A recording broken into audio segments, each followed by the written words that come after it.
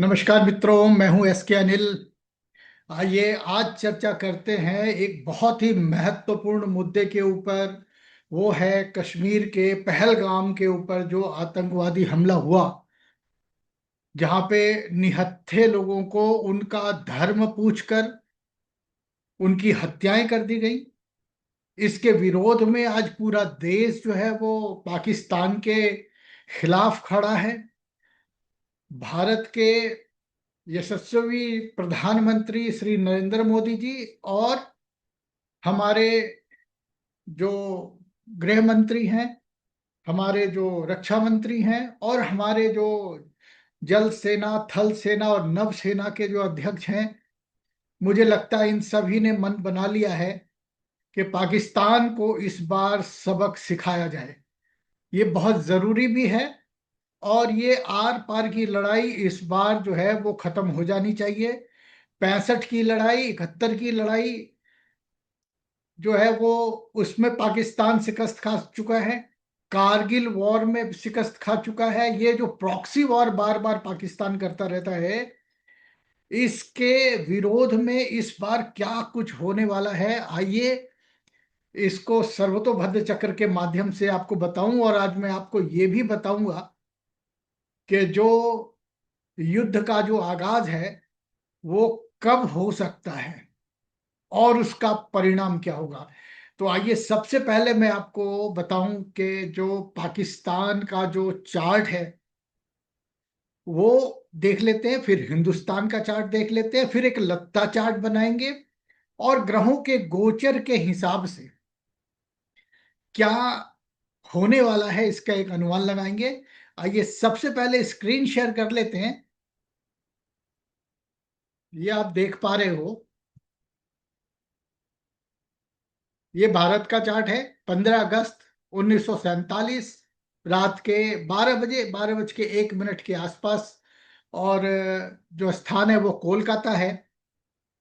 और 14 अगस्त 1947 दोपहर के 12 बजे इस्लामाबाद। ये पाकिस्तान की कुंडली है। वो पाकिस्तान के बारे में बात करते हैं। आप यहाँ पे देखिए, पुनर्वसु नक्षत्र में जो पाकिस्तान है वो आजाद हुआ था,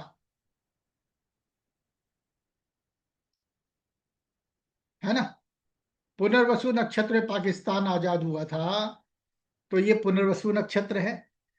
तो इसमें लगता लगेगा शुक्र का, जब वो पूर्व फाल्गुनी नक्षत्र में होगा, हस्त में जब बुध होगा और स्वाति में जब राहु और केतु होगा। जब घनिष्ठा नक्षत्र में सूर्य का गोचर होगा तो लगता लगेगा। ये इसका 16वां और 18वां नक्षत्र है। ठीक है। जो रेवती नक्षत्र के ऊपर शनि का जो गोचर लगेगा, गोचर आएगा, उसमें शनि का लगता लगेगा। अश्विनी पे चंद्रमा का, भरणी पे गुरु का और मृगशिरा पे मंगल का। अब आप देखिए, आपने यहाँ पे नोट में देखना है कि जो चंद्रमा है वो 27 और 28 तारीख को ये अपने लत्ता नक्षत्र पे आ रहा है, यानी कि अश्विनी नक्षत्र पे। और इसके साथ क्लब कौन है, कौन कर रहे हैं क्लब, इसके साथ जो सूर्य है वो गोचर कर रहे हैं। तो आप सभी जानते हैं कि चंद्रमा जो है जब वो अपना लत्ता लगाता है बर्थ स्टार के ऊपर, तो वो एक बहुत डेंजर वाली स्थिति होती है। और सूर्य जो कि राजकीय ग्रह है, तो राज्य से भय, राज्य को भय और दंड की संभावना बनाता है। तो ये जो 27 और 28 तारीख आप देख पा रहे हो यहाँ पे, 27 और 28 तारीख जो आप यहाँ पे देख पा रहे हो, ये वो दिवस है जहां पे जो पाकिस्तान है उसके लिए बहुत प्रेशर वाला दिन होगा। ये जो समय शुरू होता है वो 3:07 सुबह शुरू होता है, 27 तारीख को। और आप साथ में देखो, 1 मई से 4 मई के बीच में जो सूर्य है वो इस सबसे ज्यादा मेलिफिक जो प्लेस है ना, 88th पद, ये वहां पे ट्रांजिट कर रहा है। तो ये बहुत ज्यादा प्रॉब्लमेटिक हो गए, क्योंकि 27, 28 और 1 से 4, और आप देखो कॉन्टिन्यूअसली पिछले कितने टाइम से राहु और शनि, इनका जो गोचर है वो 28 अप्रैल तक राहु का जो वेद है वो बर्थ स्टार पे हो रहा है। तो बर्थ स्टार जब पीड़ित होते हैं तो सबसे ज्यादा परेशानी होती है। वो डेथ के लिए भी जो है ना काउज बन सकता है, भारी पीड़ा और भारी तनाव और डिस्ट्रक्शंस के लिए भी यहाँ पे कारक बनता है। उसके बाद राहु जो है ना वो अकेला 28 तारीख के बाद, जब शनि जो है वो उत्तरा भाद्रपद नक्षत्र में चले जाएंगे, तो यहाँ पे जो है ना वो राहु अकेला होगा। लेकिन राहु और केतु, देखिए 28 तारीख के बाद राहु पूर्व भाद्रपद से, और जो केतु है वो अभी गोचर के हिसाब से उत्तरा फाल्गुनी में गोचर कर रहे हैं। इस हिसाब से आप ध्यान से देखोगे तो पता लगेगा कि जो पुनर्वसु नक्षत्र है, पुनर्वसु जो नक्षत्र है वो पीड़ित है। कहां से? तो यहां पे गोचर कर रहे हैं राहु, और ध्यान रहे ये 19वां नक्षत्र है। तो बहुत सारे लोग यहां से पलायन करके भी जाएंगे, ठीक है ना, देश छोड़ेंगे, सेपरेशन हो जाएगा, विघटन हो सकता है ना। पाकिस्तान के लिए यह समय बहुत खराब है।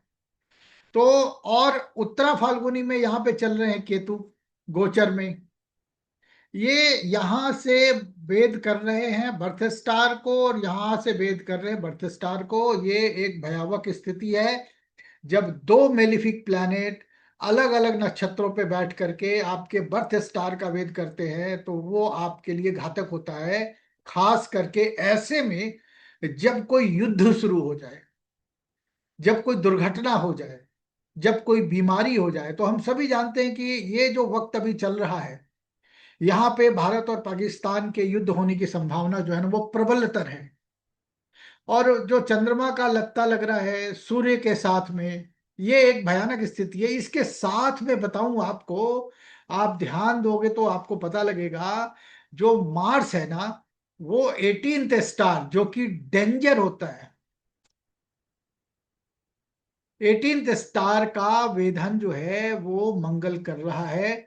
तो 27 तारीख से लेकर के 4 मई के बीच में, 27 अप्रैल से 4 मई के बीच में पाकिस्तान के लिए जो स्थिति बनेगी, जो परिस्थिति बनेगी, बहुत भयावह और बहुत नुकसानदायक होगा, डिस्ट्रक्शंस वाले होंगे। उसमें भी जो बहुत खास चीज जो मैं कहना चाह रहा हूं कि ये जो टाइम होगा वो 27 और 28 अप्रैल हो सकता है, और 1 मई या 4 मई हो सकता है, युद्ध के आरंभ का समय।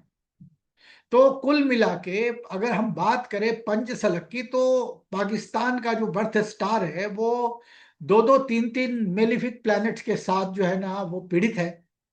इस हिसाब से ये जो पाकिस्तान का युद्ध हो रहा है भारत के साथ में, इसमें पाकिस्तान का जो पड़ला है बहुत कमजोर नजर आता है। आइए अब साथ में देख लेते हैं कि हिंदुस्तान जो है उसमें क्या कोई इस टाइप की कैजुअलिटी कह लीजिए, या कोई परेशानी, या कुछ ज्यादा कुछ नुकसान। ये तो देखिए, वार होगा तो कैजुअलिटी तो दोनों तरफ से होंगी, लेकिन देखने वाली बात है कि किसकी तरफ सबसे ज्यादा रहेंगी। तो आप यहाँ पे ध्यान दीजिए, भारत के लिए हम बात अगर करते हैं तो सूर्य जो है ना वो भारत के 88वें पद पे, यानी कि भरणी नक्षत्र के प्रथम चरण के अंदर में 27 अप्रैल जो है ना वो शाम को 5 बजे के आसपास एंटर होते हैं। ये जो सन है वो 88वें पद पे एंटर होते हैं 27 अप्रैल से लेकर के 5 मई के बीच में। 27 अप्रैल को 5 बजे शाम से लेकर के 1 मई के बीच में। तो ये जो है ना ये स्थिति ऐसी बन रही है जिसके अंदर यहाँ पे 88वें पद का भी और तिथि का भी वेधन जो है वो हो रहा है। तो यहाँ पे भी कुछ लॉसेस, कुछ टेंशन, कुछ परेशानी, कुछ कैजुअलिटी नजर आती है। और मून का लगता 27 और 28 अप्रैल को लग रहा है ना। तो आप मेरे अपने हिसाब से अगर ये युद्ध जो है वो 1 मई से लेकर के 4 मई के बीच में अगर शुरू होता है, तो हमारा ये वाला जो टाइम है 27 और 28 तारीख का, ये बहुत साफ साफ बच के निकल जाएगा। ठीक है नहीं? तो और ये जो सूर्य का जो गोचर है 1 मई तक का, जो 88वें पद पे लग रहा है, ये भी निकल जाएगा। तो 1 से 4 मई के बीच, यानी मोटा मोटी 2 मई से लेकर के और 5 मई के बीच में अगर ये युद्ध शुरू हो, या 4 मई भी कह लीजिए, तो ये भारत के हित में रहेगा। इसके अलावा भारत में कहीं पे भी कोई लत्ता वेधा उपग्रह का हिट नहीं हो रहा है। तो मेरे अपने हिसाब से जो युद्ध को शुरू करने का जो समय है, ये समय अगर वो 1 तारीख को ले जाते हैं तो बहुत अच्छा रहेगा। और अगर 27-28 में ये युद्ध शुरू होता है तो कैजुअलिटी उस दौरान जो है ना, वो दोनों तरफ जो है दिखाई देती है। बट चूंकि बर्थ स्टार, पाकिस्तान का जो बर्थ स्टार है, वो बहुत लंबे समय तक बर्थ स्टार का वेदन हो रहा है, बहुत लंबे समय तक राहु और केतु से। तो यहाँ पे जो पीड़ित होने की जो संभावना है, वो पाकिस्तान के लिए बहुत ज्यादा है। जब तक राहु और केतु इनके बर्थ स्टार को पीड़ित करते रहेंगे दोनों तरफ से, पाकिस्तान के लिए लंबे समय तक जो है ना वो परेशानी खड़ी होने वाली है। और आपको मैं बताऊं, पाकिस्तान के एक चैनल के साथ मेरा इंटरव्यू 2-2 बार हुआ, और उन सभी बातों का जिक्र जो है वो आज, वो जो हमने पिछले साल दिया था, आप देख लीजिए, MSJ SK अनिल करके देखेंगे तो आपको वो वीडियो दोनों मिल जाएंगी। उसमें ये वाला जो पीरियड है जो अभी वॉर की है, और 2026 में तो विभत्स स्थिति होने वाली है, ये मैंने पहले ही बता दिया था उनको। वो भी आप लोग एक बार जरूर देखें।